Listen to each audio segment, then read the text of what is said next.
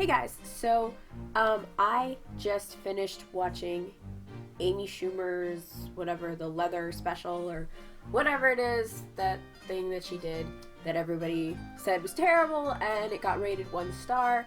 I decided to watch that and kind of come up with my own decision on what exactly that whole thing was about. I know a lot of people hated it, but I kind of wanted to see for myself, without looking at a bunch of the commentary on Twitter.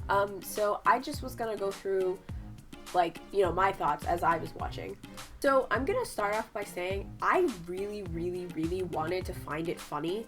The things that she was saying and the content that she was coming up with, some of it was pretty funny and others could have been funny, but her delivery was just terrible. Comedy, especially stand-up comedy, not only is it about timing, it's about, the way that you deliver the joke. It is hard to deliver material, especially when you're talking to a bunch of people, which I totally understand. I just wish, she would have done it a different way.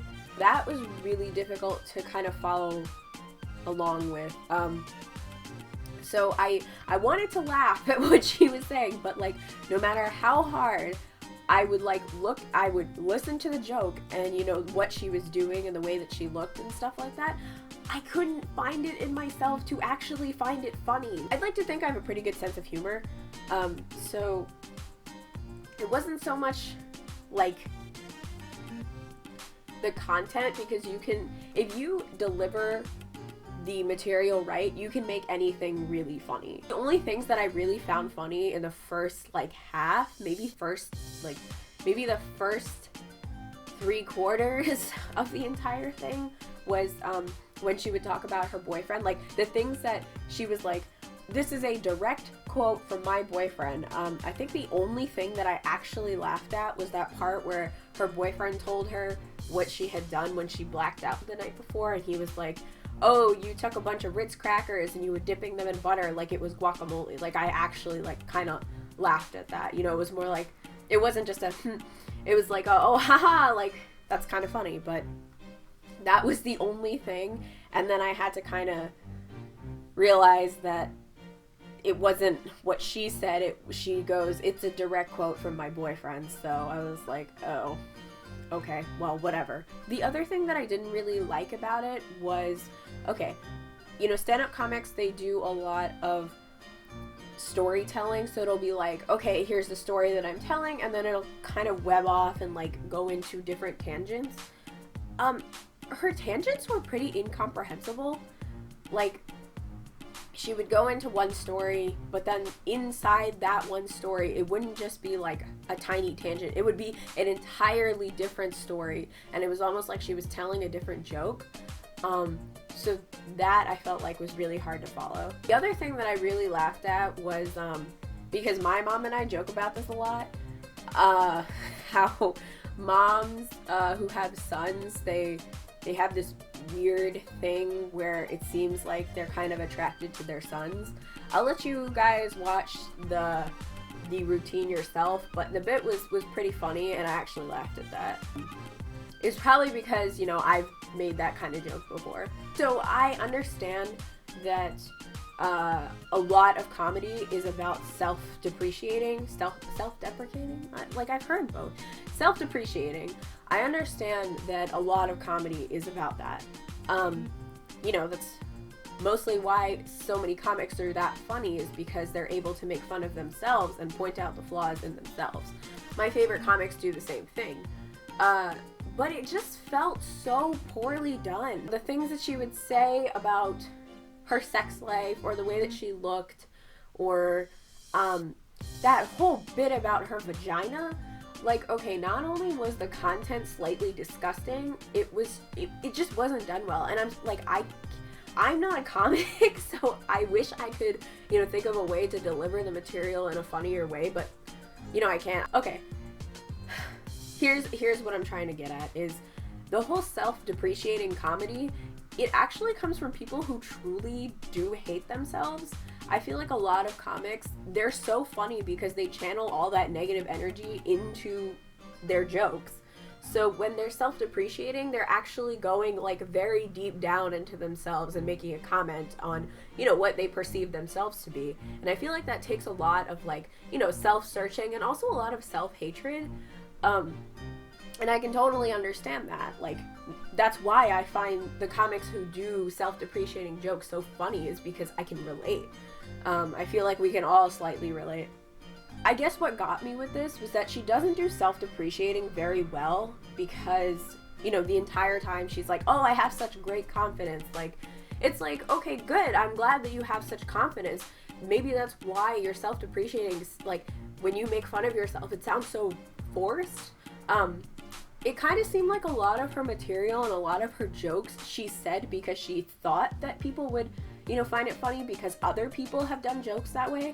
Like, you know, poop jokes, or like, oh, my genitalia, or like, oh, have you ever been blackout drunk? That whole thing. She seemed to take ideas that other people have successfully executed, but she either doesn't have the experience for it or doesn't have the right attitude to deliver it well.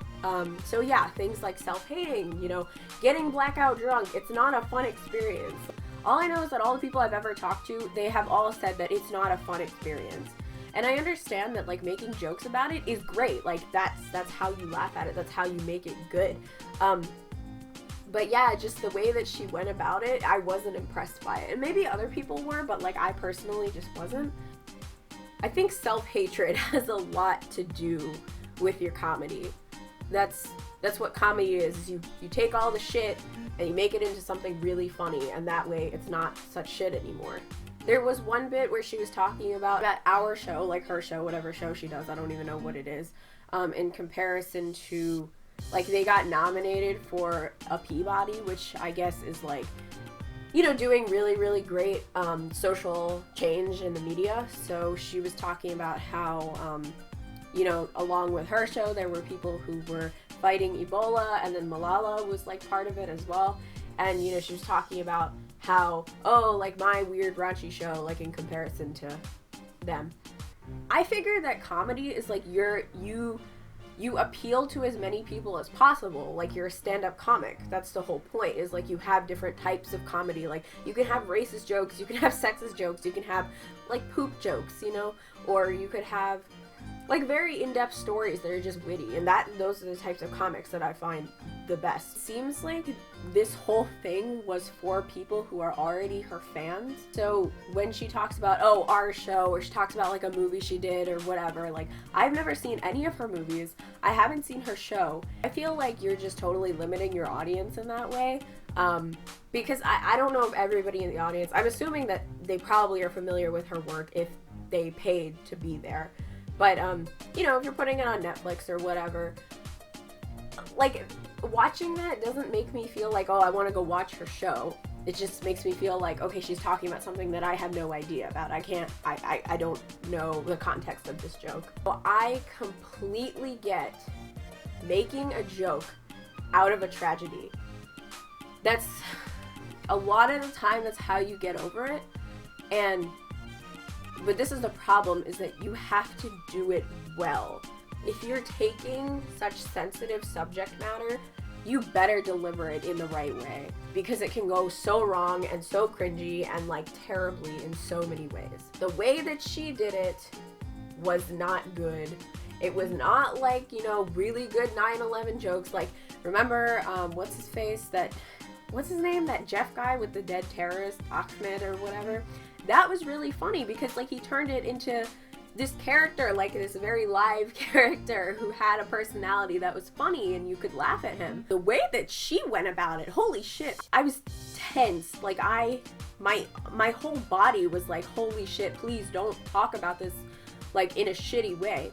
So she talks about how apparently when her movie came out, Trainwreck or whatever, 2 women went to go see it at a movie theater and they were shot and killed. Suddenly it was like, yeah, you guys, like, you know, my movie, yeah, 2 women were shot and killed when they went to go see it. And it was like, holy shit, why did this just do a complete 180? And like, the tone and the story. And that's not how you introduce a joke.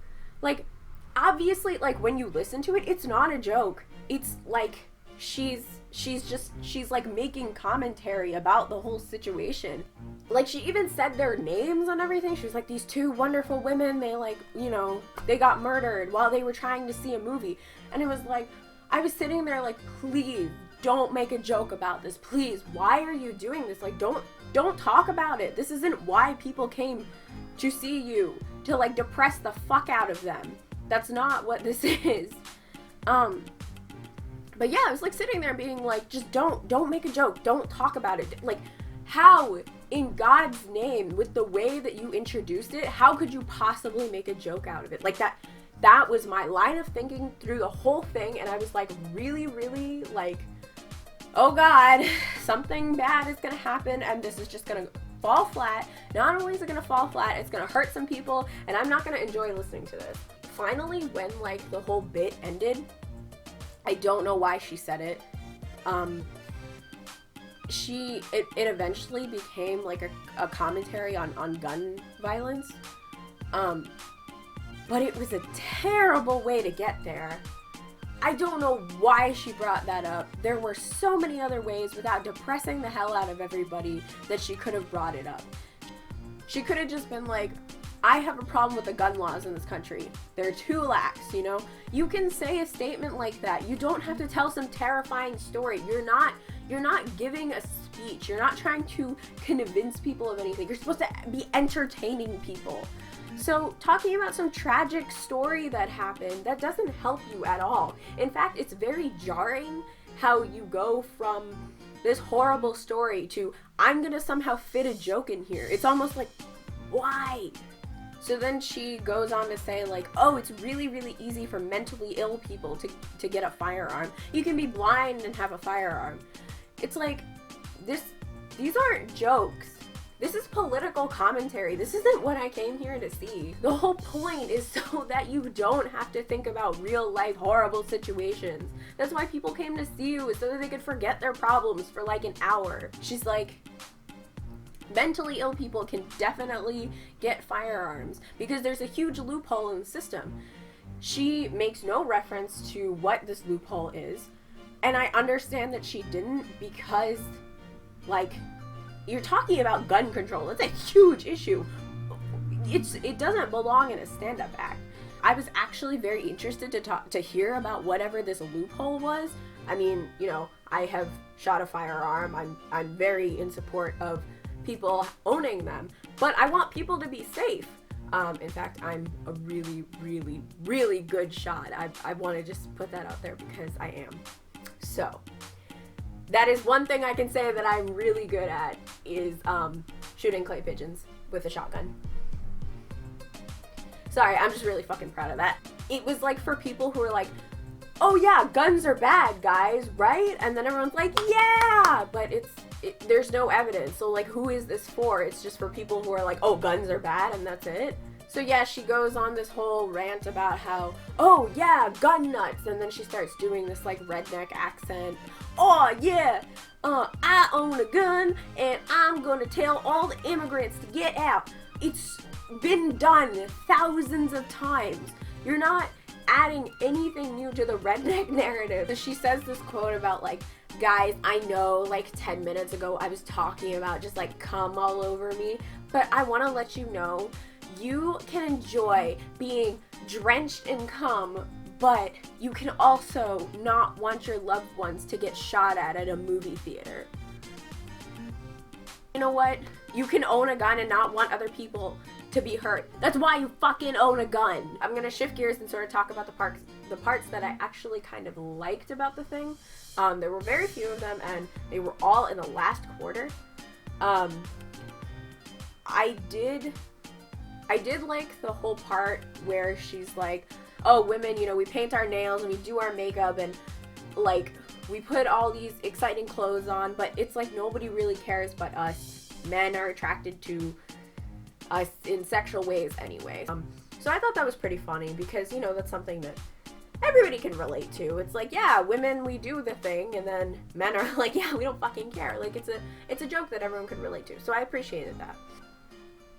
The other thing that I liked was she had this bit about how she is really attracted to Bradley Cooper, and she's like, oh my god, like he really wanted to talk to me, so I was instantly like, oh my god, he's my boyfriend.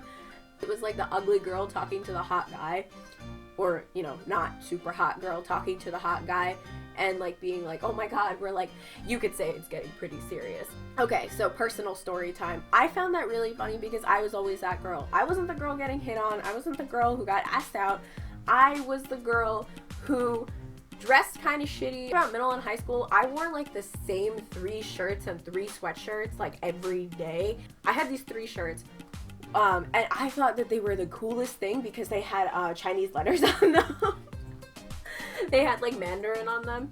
So one of them was a green shirt that had like a, what did it have on it? I want to say it had Thumper from Bambi on it, and it said luck in Mandarin. The pink one had something else, and it said love.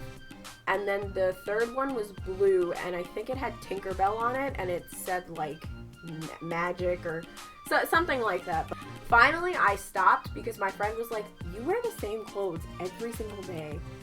I was like, oh. So I could totally relate to that whole thing where it was just like, oh my god, this hot guy is talking to me. No hot guys ever talked to me until I was like 20. To the very end, like the very last line, talking about Bradley Cooper's supermodel girlfriend, and she says like, ah, fuck her, she'll never be brave. I thought that was a good ending because, you know, she connected to the joke in the beginning where she was like, you know, I posted this really nude photo and the media called me brave. Like, that's the one thing that you don't want the media to call you. And so I thought that was kind of funny. Anyway, guys, so that is my commentary. Those were the good and bad. Out of 5 stars, I would give it, I'd probably give it half a star if I could, because there was so little that was relatable or funny. I personally don't really like huge amounts of sexual humor, especially when, you know, you can't relate to a lot of it, and it's not something that, like, it's so lazy. I don't know, that's just my opinion. It can be very funny, but the way that she did it was very lazy. So the very, very, very end where that held all the shit that I thought was funny. That is it for me. I suggest that you go watch this thing and then you tell me your reactions to it. I would really, really love to hear them and compare notes and see if, you know, you found it as terrible as I did, or if you found the same things funny, or, you know, you found something different. So yeah, I would love to hear about that. So thank you for watching. And I'm going to make another video in a little bit, and I will see you guys next time. Bye!